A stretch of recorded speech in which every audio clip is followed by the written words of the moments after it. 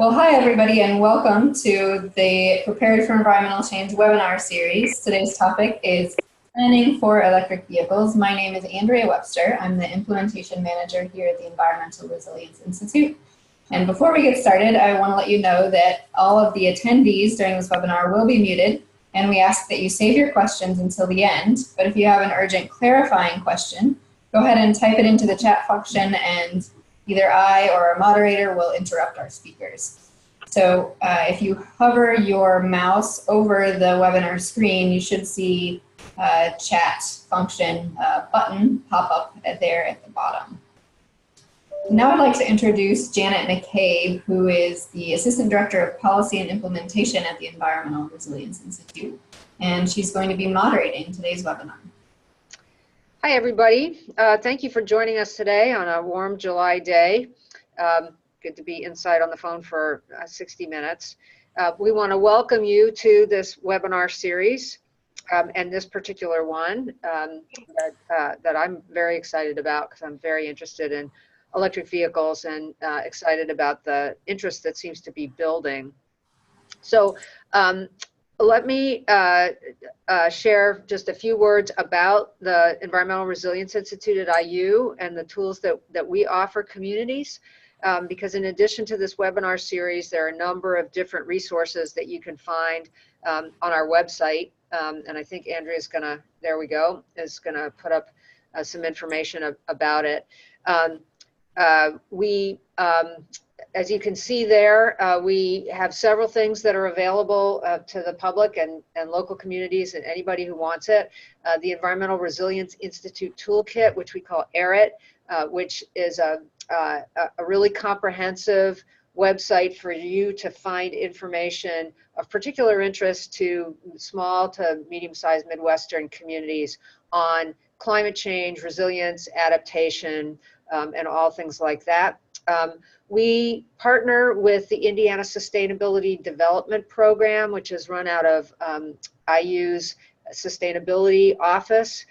We provide interns, summer interns to local governments, businesses, and nonprofits to work on sustainability projects. If that's something you're interested in, applications for next summer will open up probably in December. But it's been just a fantastic program for groups and cities and towns and businesses to get somebody helping them with a discrete project. We're also developing something called the Hoosier Resilience Index, which you'll hear more about this fall. This is a tool that will help Indiana communities understand where their particular climate vulnerabilities are and how ready they are to respond to or to mitigate those particular vulnerabilities. So look forward to that. I want to thank our co-sponsors. Accelerate Indiana Municipalities, which has been advocating for municipal governments for many years in Indiana, and also the Association of Indiana Counties. We work closely with both of those organizations to provide information to local governments. We had over 40 people register for today's webinar. You can see some of them here. Thank you for joining us. Please do feel free to share information about this particular webinar and this series with anybody else you think would be interested. We do archive every one of these, they're recorded, and so people can go back and listen to them if they weren't able to make it today. So with that, I'm going to introduce our two presenters, and then they're going to just go forward, and you won't hear from me again until the end, probably. First, I'd like to introduce Lea Smith. She's an environmental planner with the Michiana Area Council of Governments, also known as MACOG. She's involved in clean transportation education and implementation initiatives across the South Bend Elkhart region. She provides technical assistance to local governments interested in alternative fuels and advanced vehicles, including all-electric vehicles and plug-in hybrid vehicles, public and fleet charging infrastructure. She's also personally acquired an all-electric vehicle 2 years ago to experience the EV lifestyle firsthand and is involved in the local EV Drivers group, the Michiana Electric Vehicle Network. I myself have had a Prius for going on 10 years now. And if I didn't keep cars so long, I might have an all EV vehicle by now. Our second speaker is Phil Goode. He works at Crawfordsville Electric, Light and Power. He's been there for 40 years, holding various positions there. In 2010, he was promoted to general manager. He's a lifelong resident of Montgomery County and a member of the Rotary Club and past president of Indiana Municipal Electric Association, which I know is very active on renewable energy. And he also serves as the chairman of the Indiana Municipal Power Agency. And he's going to give us a personal story about his experience with electric vehicles. So we couldn't have two better speakers to talk about electric vehicles in Indiana. And so I will now turn it over to Lea.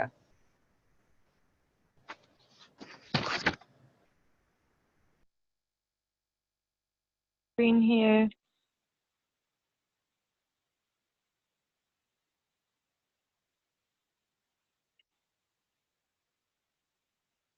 All right, well, good afternoon, everyone. Thanks for joining us. I plan to give you enough of the electric vehicle landscape that you can do your own research on either the types of cars that you might be interested in for your fleet or personally, as well as how you might go about getting more information on installing charging infrastructure in your community. I first wanted to give an overview of some of the reasons that fleets or individuals are interested in electric vehicles and why there's such a tremendous growth in interest and the rates of electric vehicle purchasing increasing as well. One of the big drivers is the lower cost of fuel or electricity, and electricity is both stable and lower than gasoline or diesel generally, as well as its nature being a domestic energy source, because coal, natural gas, hydro, wind, solar, nuclear power all tend to be more domestic sources than oil. And then another reason, some of the other reasons people are interested in the technology is that locally air pollution can be reduced, as well as lowering carbon emissions from transportation sources, which are very significant. And then some of the technological reasons that there's been an increase in interest is that the price of the batteries has been dropping recently, similar to how solar has dropped in cost in the last 10 years. At the same time, that allows the range to increase, so the number of miles that can be traveled. The federal tax credit has also been supporting the adoption of electric vehicles, though that is phasing out for some of the automakers. And then at the same time, significant investment is being made in charging infrastructure by private, public entities and utilities that is really laying the groundwork to allow electric vehicles, even if they're all electric, to be functional. As I mentioned, the fuel price of electricity tends to be quite stable and low. So the triangles at the bottom show sort of the long-term comparison of electricity to the more volatile gasoline and diesel prices, which are blue and purple at the top. And as those prices rise, the benefits of using electricity as a fuel source increases. Now, many people will point out that electricity comes from somewhere, and of course in Indiana, we're still at about 70% coal, 20-some% natural gas. However, we are rapidly moving towards a different portfolio, as evidenced by NIPSCO's Integrated Resource Plan that they just completed last year. And this is a very short time period. So they are proposing 2023 is about 3 or 4 years out to be moving towards 50% of renewable sources of electricity in the short term, and even more over the next 10 years. And I also want to point out that already some utilities have a different portfolio than the state average. Indiana Michigan Power gets about 32% of their energy from coal, compared to 70% on the national average. So things are changing, and you'll see here in the graph that all electric vehicles compare favorably to gasoline, even with the Indiana average. And as we move towards more of the national average with lower carbon content, electric vehicles look even better compared to other fuel types. Of course, these annual emissions are just the carbon itself, not the local air pollutants. I would just want to point out that those benefits also pay off from the local air emissions as well. But one of the interesting things is that when you drive an all-electric vehicle in an urban setting, you are not emitting anything or much at all locally. And so if you have a concentrated urban environment with an air quality problem, you're cutting down on particulate matter, NOx, which can be a precursor to ozone and smog. So that can be a local benefit, where then the emissions that you're responsible for are being controlled at a point source somewhere else, not in that urban area. So there's also some potential benefits hyper-locally where the vehicle is being driven when it is on electric mode. All right, so switching gears, I'm going to talk a little bit about electric vehicle technology so that we're all on the same page. There are a lot of acronyms that you'll see, but this helpful diagram from the Argonne National Laboratory helps sort out those differences. So HEV stands for hybrid electric vehicle. That is just the traditional hybrid vehicle that's very common now. So the Prius was one of the first, but Ford Escapes and many other vehicles come in a hybrid version. They can't plug in. That's the important distinguishing factor. They have a small battery and it charges through regenerative braking. In contrast, there are PHEVs, which are plug-in hybrid electric vehicles that have the ability to charge from an external source. And so they can take advantage of charging infrastructure across the community. The last type shown here has no gas engine whatsoever. It just has a battery. We refer to those all-electric vehicles as battery electric vehicles. Some more basic terminology for you to be aware of. The easy one is EV for electric vehicle, but if you are considering investing in a charging station, EVSE is the acronym that you'll see a lot. It's just a fancy name for a charging station.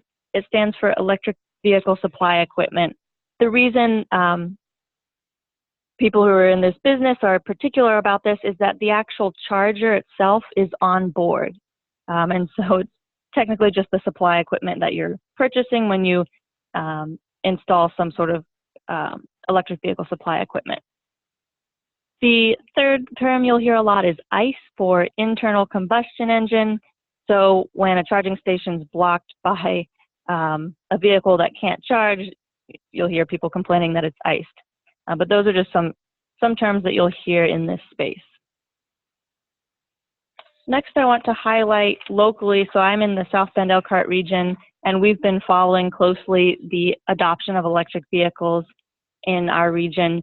We requested data from the Bureau of Motor Vehicles for 2018, and from the last 4 or 5 years, we've seen a significant uptick. So year over year, we've seen about a 50% increase, more or less, in the last 2 years.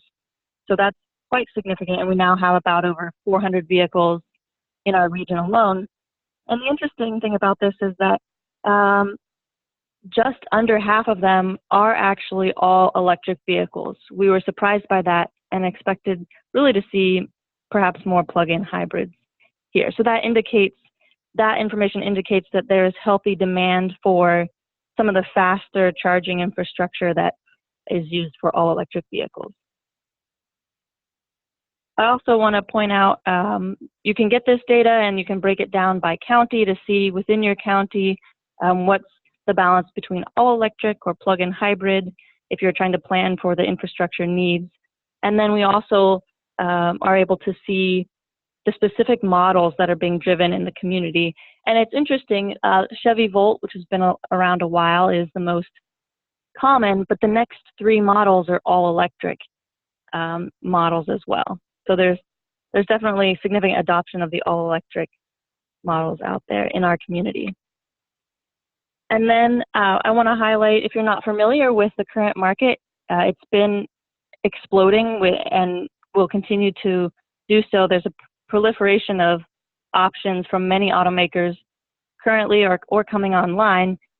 This source is cited at the bottom. You can go on there and check this out yourself, but I think the prices are lower than most people expect that they would be, and the ranges are higher. So if we just look at the Chevy Bolt that has a rated all-electric range of 238 miles, and after the tax credit, it's just under $34,000. Do note that the federal tax credit varies by the size of the battery in the vehicle, and that for both General Motors and for Tesla, they've sold enough electric vehicles nationwide that their tax credit is already phasing down and will go away here in the next 6 months to a year. And then, let's see, I'll also highlight the Honda Clarity. So that one is a plug-in hybrid that has one of the longer electric ranges. So it also has an engine, but it can get it's rated to get almost 48 miles all electric. And after the tax credit, it comes in around just under $26,000. So these electric vehicle options are now quite affordable and comparable to traditional vehicles. And there are other tools where you can really dig in. So for Janet, if she wanted to think about upgrading her traditional Prius, what would it cost to compare replacing a traditional hybrid with another traditional hybrid Prius to upgrade to a plug-in Prius, which is called the Prime, or to go to a different vehicle that's not a hybrid at all. So you can actually go through this Argonne evolution tool and check it out yourself for all kinds of different vehicle models that are out there currently. You can see the price after the tax credit if you can take advantage of that. And the interesting thing here is that it shows the total cost of ownership. So because you're saving on fuel costs, both the traditional Prius and the plug-in version, over time, not only do they start out cheaper due to the tax credit, but over time with the fuel savings, that benefit continues to grow over the lifetime of that vehicle. All right, so now we are switching gears back to charging infrastructure after an overview of the types of vehicles that are out there. All vehicles can charge at just a regular outlet. You plug in what looks like a glorified laptop charger shown in this example picture into any regular outlet. Personally, that's what I use, but some people, they choose to upgrade to the next level. So level 2 is installed in a garage or a home, and there's some additional investment needed because you need access to 240 volts. You need to upgrade to something like you would need for an electric dryer. It is much faster, but for me personally, that's an investment of several $1,000s, and I get my charging needs met just charging overnight on a much slower rate with a regular outlet.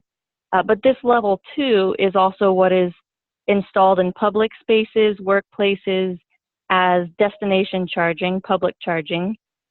And it is often installed, if it's done well, near other amenities. So people are going to that location and charging while they're there to shop, to eat at a restaurant, to go to the county city building, maybe go to work. I've included some links to some helpful handbooks from the Alternative Fuel Data Center as well that you can check out and get a lot more detailed information about installing and siting charging infrastructure. So going back to reviewing level 1 and 2 a little bit more, the plug types, fortunately at that level 1 level, there's a standard. It's called J1772, but the important thing is that it doesn't matter what vehicle, whether it's plug-in hybrid, whether it's all electric, or whether it's a Chevy or a Nissan, they all can use for level 1 and 2 the same charge port, with the exception of Tesla, but Tesla owners get an adapter to be able to use that same charger. I've just showed an example here of a Chevy Bolt and a Nissan Leaf charging. But you'll notice there's a funny shape on the Bolt port, and then there's a second much larger port on the Nissan Leaf to the right. That's because there are different plug types for level 3. This is where things start to diverge, unfortunately, because it means that different types of charging infrastructure is needed, just kind of like you might have at a gas station, diesel, B10, regular gas, premium gas. It means that there are more cables and cords required. So level 3 is very significant. Generally, municipalities are not at all involved in that, just because it's on the order of magnitude closer to $100,000 or more. It requires 3-phase, 480 volt power. People are generally only going to be there for 30 minutes or less, depending on the size of their battery. So there are not the same benefits of tourism or businesses when someone's only somewhere for 20 or 30 minutes. And then I also highlighted some of the things to be aware of, that there are different plug types. Now, Tesla has their own supercharger network that other vehicles cannot use, so it's worth at least pointing that out.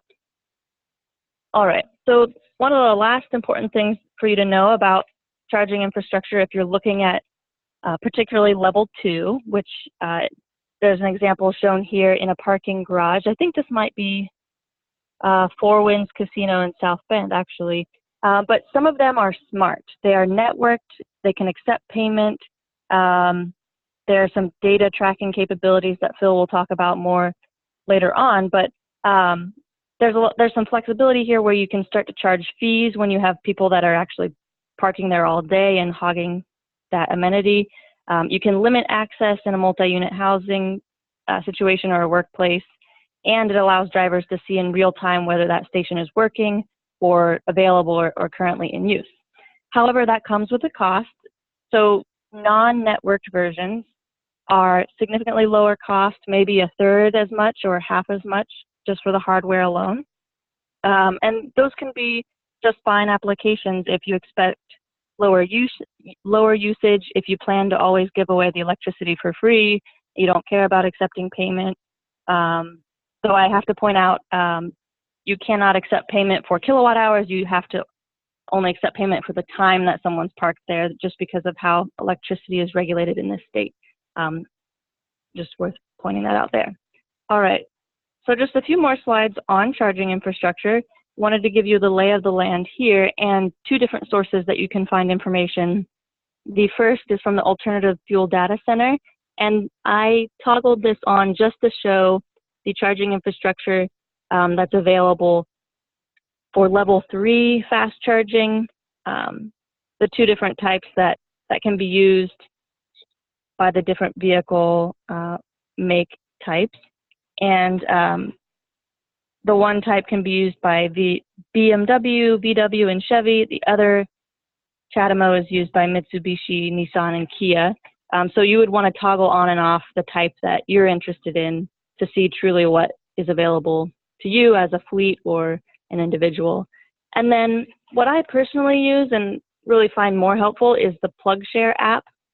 It comes with a caution because it is crowdsourced, so you need to pay attention to the information source and whether people are just putting regular outlets on there or not. But it can be very helpful because it combines both network stations from ChargePoint and Greenlots and EVgo with non-network stations, like the one outside the county city building in South Bend that the city installed. It's also on there, and then people can leave comments and say, hey, today it was broken, or it was just fixed yesterday, or we have an enforcement problem with people parking here every day.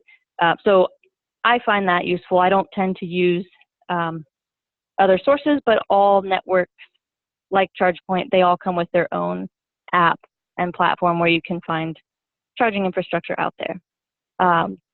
It's helpful to have a smartphone, though, if you're going to be an electric vehicle driver. 2 years ago, I had to finally get a smartphone in order to drive my electric vehicle and be able to find charging stations. All right, so the last thing I want to highlight before I run through what municipalities can do is that utilities have done significant investment in charging infrastructure and have plans to do more. This is a rundown of just some of the 80 charging stations level 2 that NIPSCO was involved in getting installed now anywhere from 4 to 5 years ago at various public and higher education and private locations that really help build in northern Indiana a good network of level 2 charging amenities that helps support the growth in electric vehicle adoption that we have seen. NIPSCO had a temporary free and then discounted pilot program where they encouraged people to shift their charging to off-peak times of the day where it benefits all ratepayers and where actually it's environmentally preferred to charge at that time.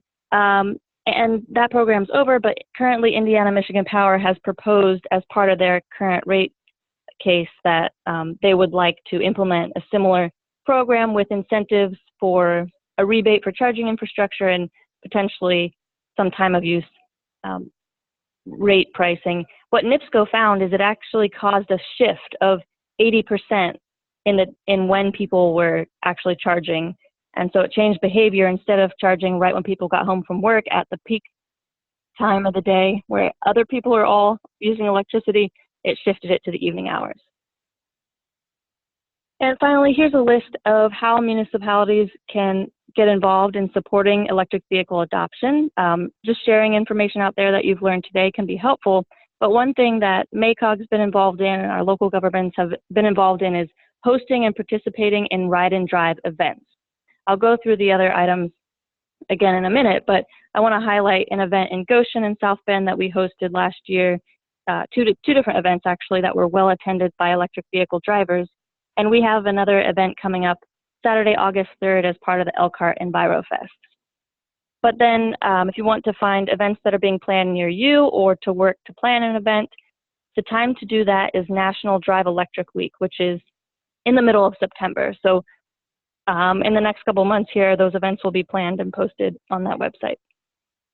And then as Janet mentioned, I'm part of the Michiana Electric Vehicle Network, which is a local EV drivers group. There's another one in Indianapolis, but we've used that as a way to share stories from EV drivers. Here's someone with a Chrysler Pacifica minivan, which it's pretty recent that a minivan has been available as a plug-in hybrid option. So we share those stories as well as where to find local dealers who will be able to sell you all electric or plug-in hybrid models. So that's one way that municipalities can reach out to any local groups or help start one and really start to gather that information and get it out to the public to reduce that anxiety about whether or not electric vehicles can be purchased locally, how long their ranges are, and really reducing that range anxiety. Another important thing that I've hit on today is how level 2 charging infrastructure is something that's really doable and accessible for local governments to get involved in to install those stations. I didn't get into the charging times very much, but generally a 2 to 4 hour dwell time at a level 2 station will take someone between 50% to 100% charged in that time. So they can be really compatible with encouraging people to come to the downtown or to shop in a business district and stay for some amount of time. And finally, I wanted to highlight that MACOG works with South Shore Clean Cities, which is our Department of Energy Clean Cities program here in this region.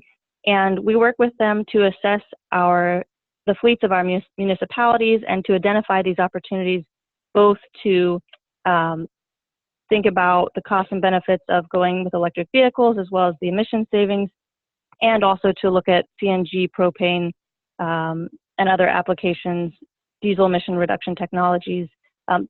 The slide I'll end on here is just to point out that there are 2 Clean Cities programs here in the state, both South Shore Clean Cities and Greater Indiana Clean Cities.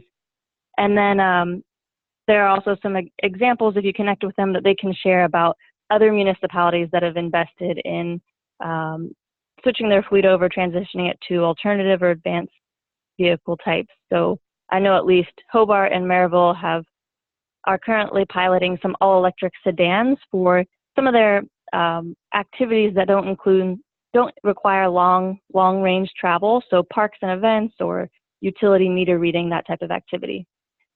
So with that, I will turn it over to Phil to give some more information on their success in installing charging infrastructure in their community.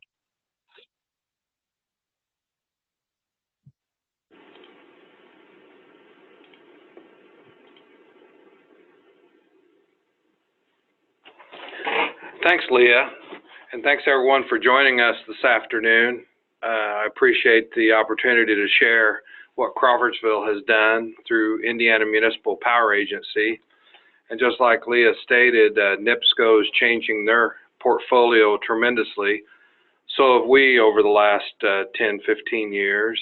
We used to be 100% coal, and now we're 60% coal with some natural gas and a nuclear contract, and we're installing solar as fast as we can.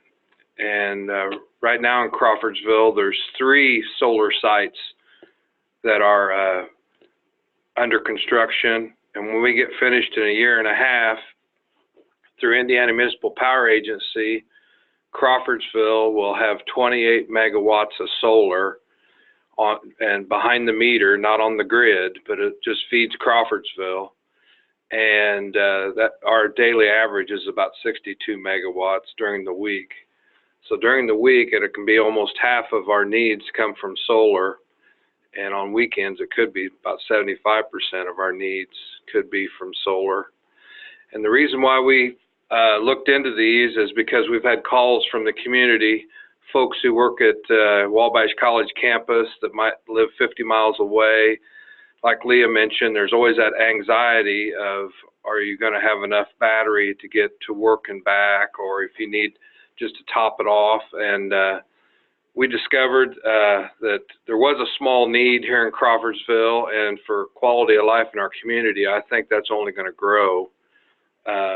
We also look into this because we want to lower our carbon footprint.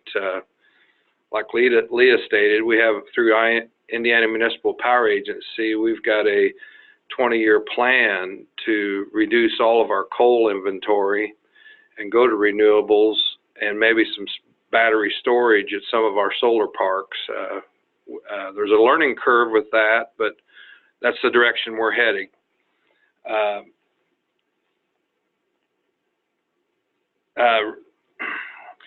We researched public charging stations nearby a couple years ago when we were starting to get a few calls, and we felt like there wasn't enough charging stations in our area. We're west of Indianapolis, about 40 miles on Interstate 74, and probably the closest ones that we could find were 30 miles away for public use. So I knew there was going to be a need for those. So I went to New Orleans last year to a ChargePoint presentation, and like Lea said, the level 3s were very expensive. They're not compatible with everything, and what we wanted to install was something that was compatible with everyone, no matter what kind of electric vehicle you have. We went with the CT4000 level 2. We've got these at the library, and we've got them at one of the city's new parks that's close to campus, where for the football games that lot is full of automobiles.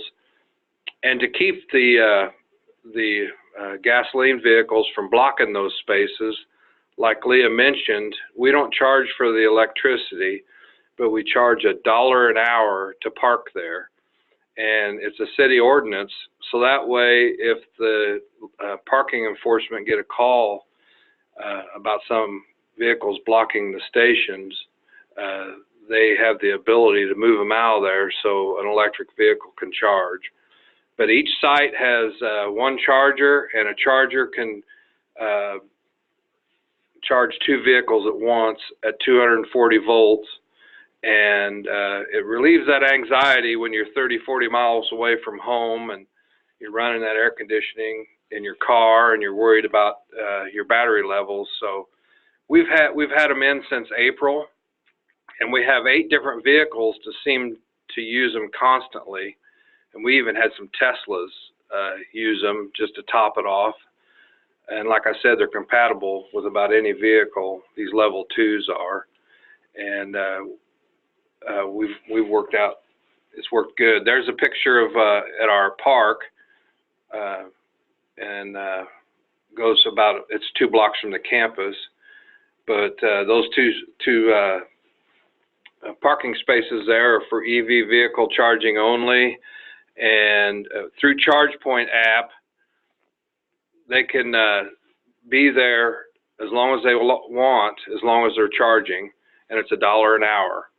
So it's not about making a profit on electricity. It's about it's more important to promote this market, and as more people buy these electric vehicles, they won't be charging at public places.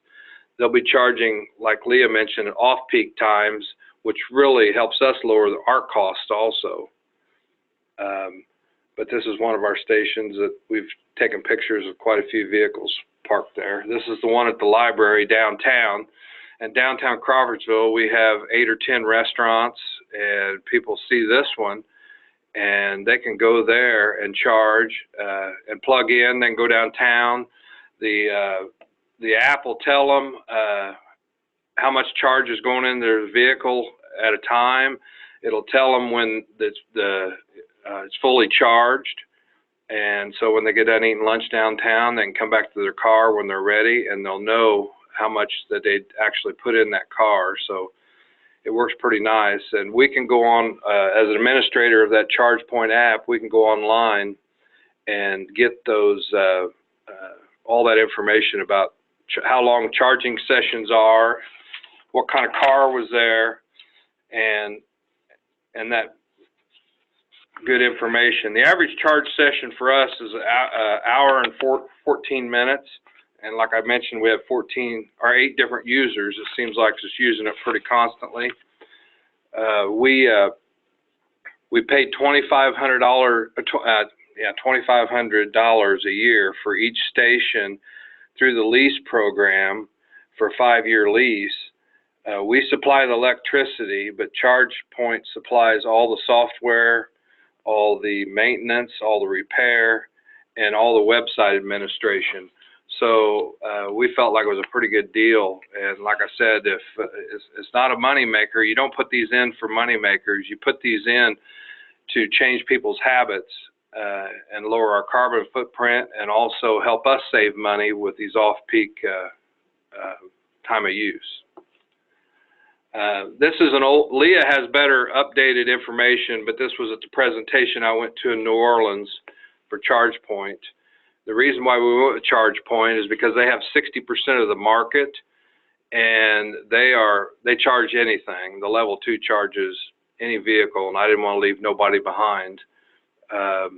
But as you can see, the percentage of light duty vehicle sales that are electric from last year, like Lea said, it's went up about 52% in just a couple of years. But I think in the future you'll see, there's some folks that say by 2030s there'll be more electric vehicles sold than gasoline vehicles, and I'm hoping that's the case.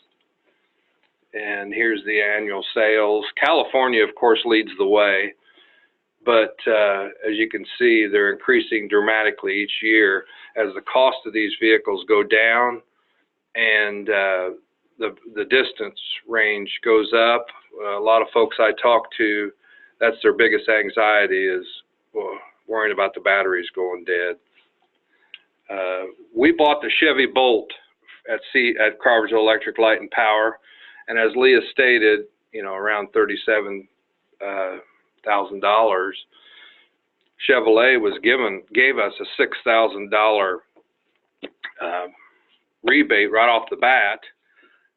Because we're a non-profit, we couldn't take advantage of the tax credit, but folks that can walk in there and get $6,000 off on the rebate, and then $7,000 off on the government rebate, you can get these Chevy Bolts out the door for $27,000 with a range of 238 miles.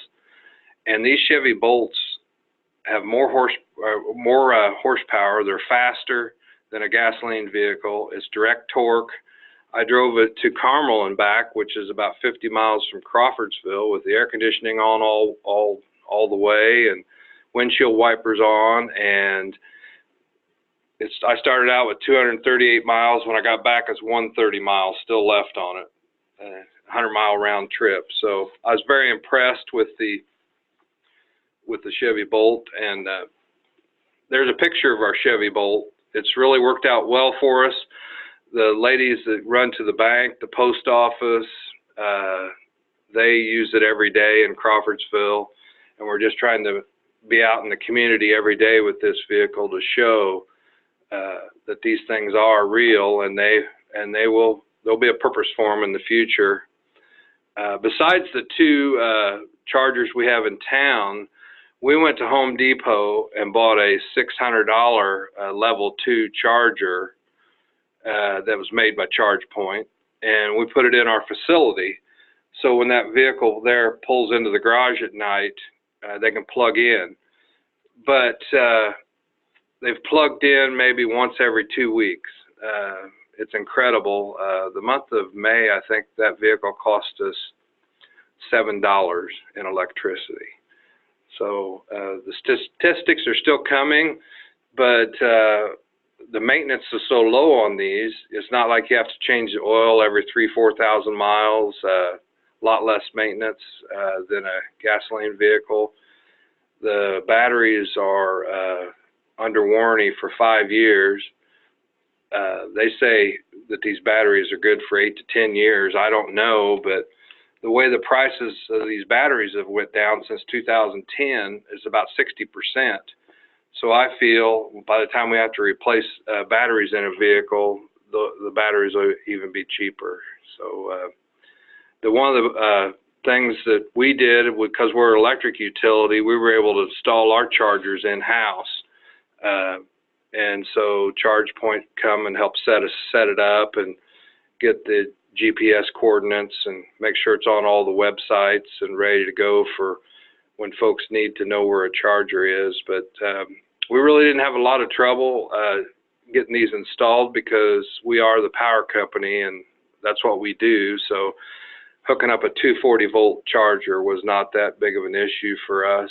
We just got the specs and had to pour a concrete base, and we set the charger and had to be certified through a website to be able to install these, but they were easy to install and the software's worked great.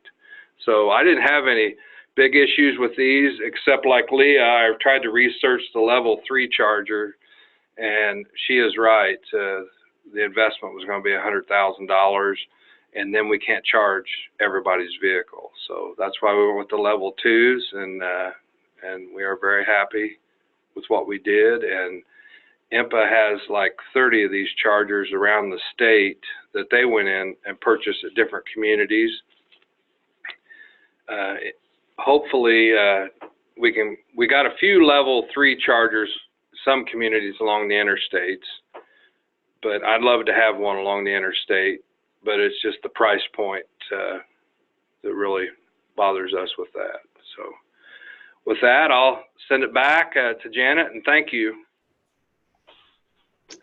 Great, thanks to both of you. I love this. Think about how long we have had the regular gas station in our society, and just how much it is a standard part of everybody's life, and we don't even think about how explosive gasoline is when we happily pump it into our cars. And then think about what a revolution this is.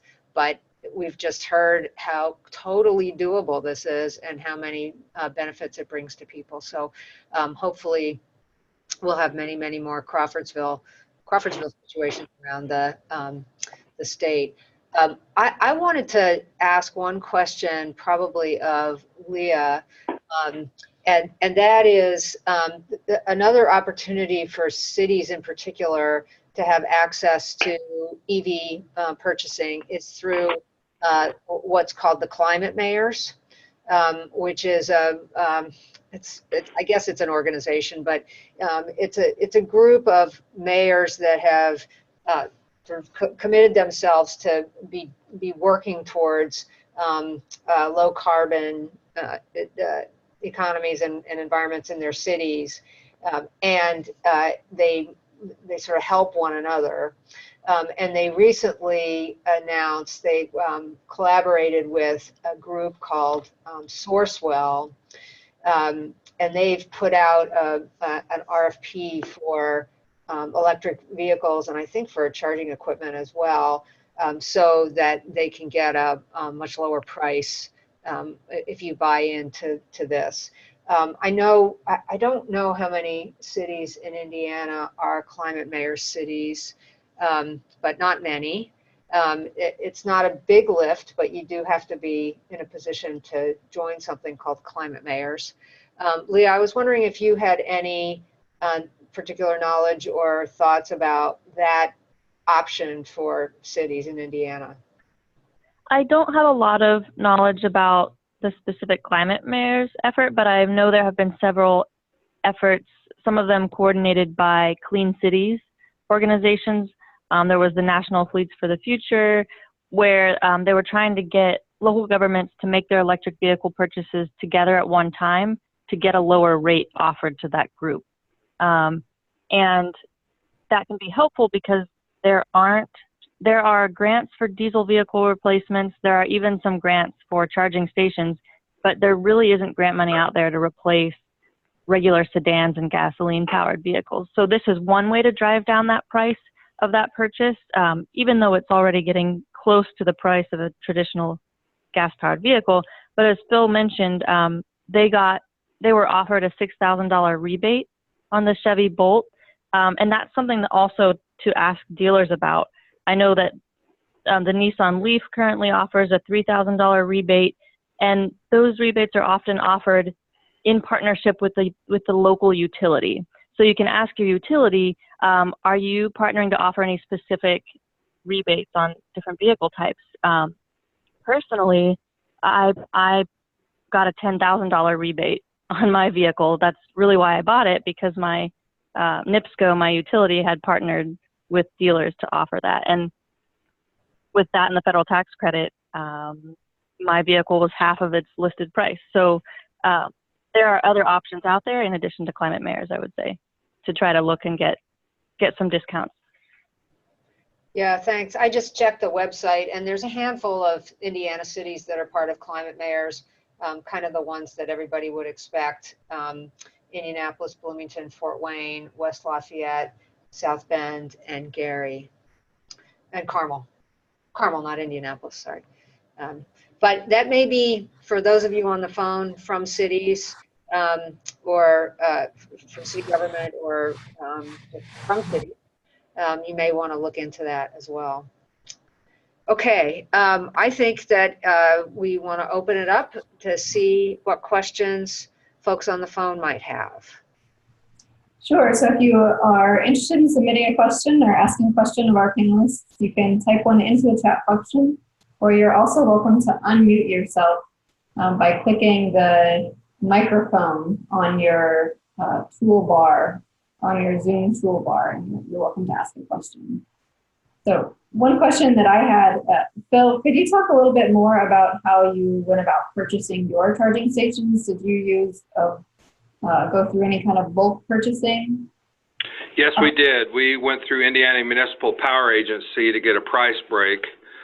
There's 61 members of Indiana Municipal Power Agency, and we've got a little price break on the lease by buying those 30 level 2 chargers.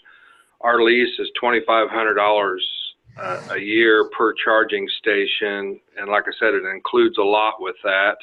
So we don't have to maintain it. We don't have to worry if it breaks down. They know and they take care of it. So I think it would have been about another 20% higher if we'd have went straight through ChargePoint.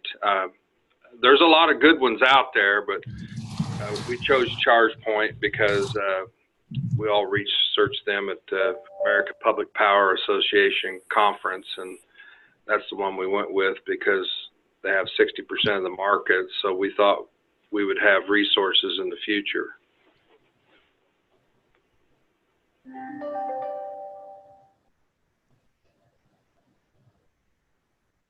Thanks. I know that can be a nice opportunity to get a lower cost and more support, so it's nice to know that option is out there.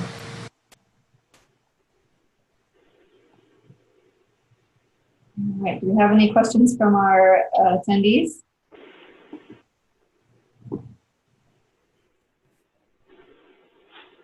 Hi, it's Alex Crowley from Bloomington. Can you hear me? Yes, you can hear you, Alex. So, it sounds as if the role of a municipality breaks down to, number one, possibly putting in charging stations, right? Number two, wiring for the future, because it sounds like the future will increase the likelihood of EV usage. So preparing for that as we build out infrastructure. I'm curious about, in the near term, are there kind of best in class communication programs that we get access to help us think through how to increase awareness of some of the benefits, particularly price benefits, which honestly I'm a little bit surprised by, but the benefits of moving over into either plug-in or pure electric solutions? Yeah, this is Leah here. There are a number of tools out there, and actually I built my whole presentation in a very short period of time by relying on those tools. They have helpful graphics that you can use to build flyers, as well as the Argon evolution tool that I showed. You can take different vehicles, compare them, and then put that side by side and show just the financial benefit alone. The one tool I didn't include in here, if you're just looking from the environmental perspective, the Union of Concerned Scientists has a comparison tool that allows you just to look at the different emissions comparisons between vehicle types. And then probably one of the most helpful, I think one of the most confusing things for a potential car buyer who wants an electric vehicle in the future is knowing what models are available and where.